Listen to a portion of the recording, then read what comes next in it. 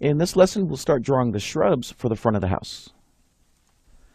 Alright, so we're going to take a similar approach, a little bit different, to create some of the smaller vegetation, our shrubs here for our front yard on both of these areas. We're still going to use circles and we're still going to use our sketchy technique here, but it's going to be, the frequency of the circles is going to be a little bit different. And we're going to do some trimming as well. So let's go ahead and get the party started with that. So I'm going to go with circle here, and I'm going to kind of choose a little randomly of what's going on here. I don't want it to look too designed. We'll go with our circle here with a 1 foot 6 inch radius. I'll go with another circle, but this one's going to be just a little bit smaller, but it's going to be located right about here. Again, I'm just going to overlap these circles because in just a bit, we're actually going to start trimming these out to create a really neat looking effect. So we'll place one there. I'm going to grab another really small one. Place this little guy right there. And I'll go with one more large one. And we'll place him right about here like such.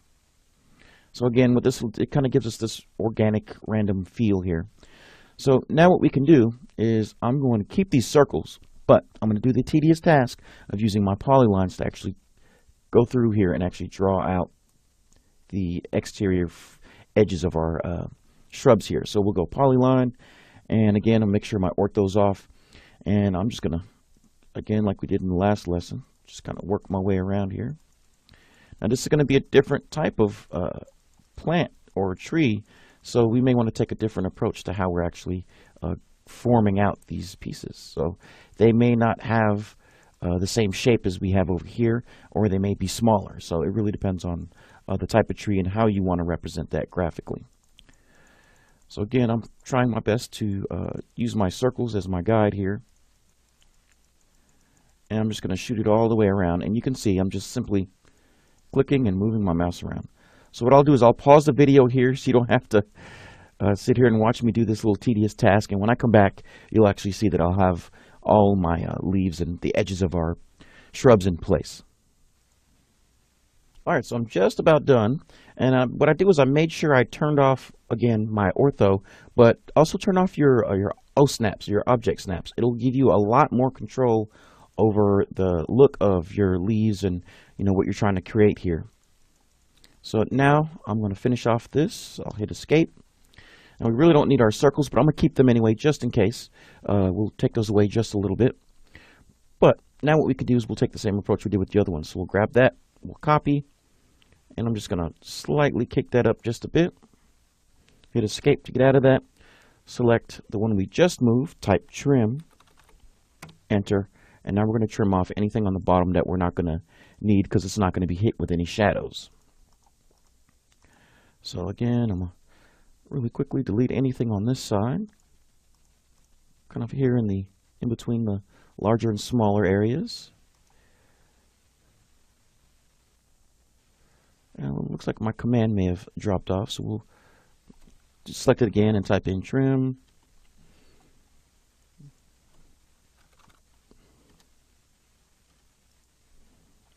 Trim, and now I can clean off anything on the bottom here. And again, I'm only cleaning off the lines that are from the original shrubs that we drew, not the ones that we actually copied and then offset. All right, almost done here. So looking good. So now we can use our hatch. We'll come in here and we'll keep the scale the same, and I'm simply going to hatch in areas that I think are going to be hit with shadow.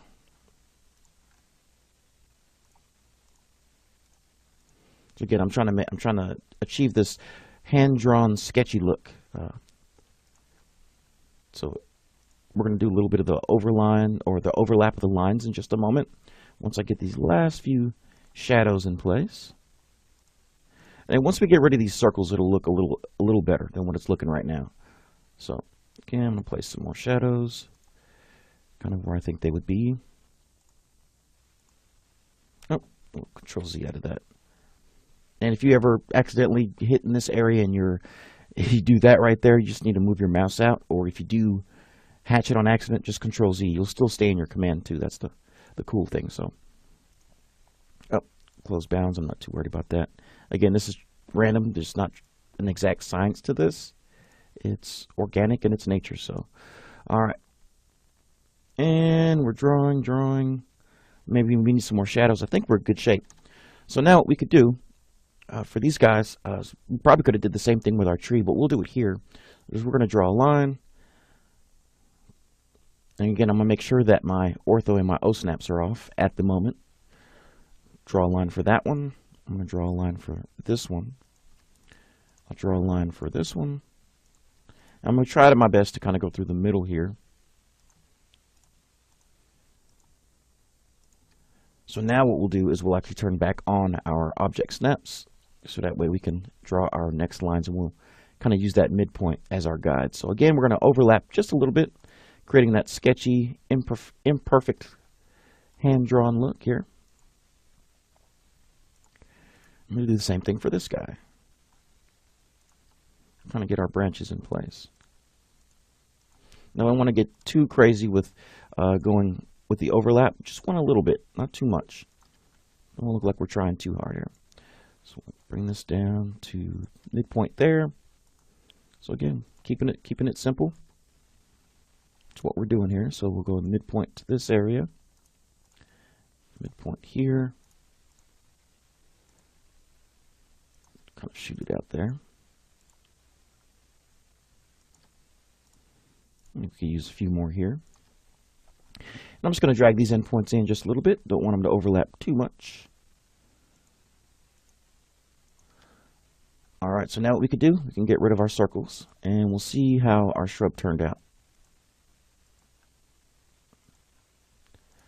So we'll erase that, and we've got a really unique looking shrub. But what I want to do now, and again, this is something maybe we could have done with our other one, but let me make some adjustments here. So I'm going to add some small circles to represent maybe the trunks. So again, this gives it that real crazy looking sketchy look. So I'm going to go with a circle, and we'll just, actually we'll make some adjustments to this one as well. Perfect. Now we could go with our trunk. And it's going to be pretty small. It's a shrub. So we'll say, maybe 2 inches. And that's still pretty large actually. We can go a little bit smaller. Let's say 1 inch. I'm just going to copy that. Take that over to our other sections of our shrub here. And again, this is something we could have did with our tree if you wanted to have that trunk visible. But this is showing you another way to get it done. So I'm going to highlight each one of my circles.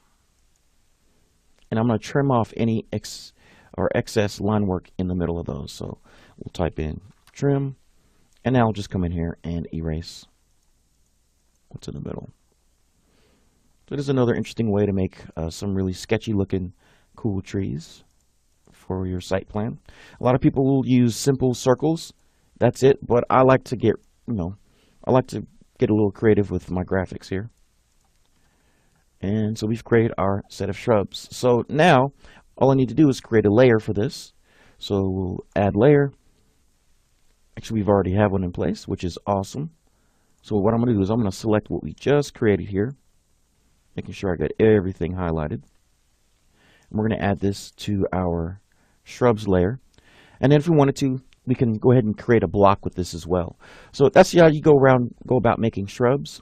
So really, if we want to have this on the other side to create some symmetry here, I'm just going to highlight the entire thing, copy it, grab it, and bring it to the other side here. And bingo, we've got our shrubs. So in the next lesson, we'll start putting in our driveway, our curb cuts, and we'll start learning how to draw some infrastructure. So I'll see you in the next lesson.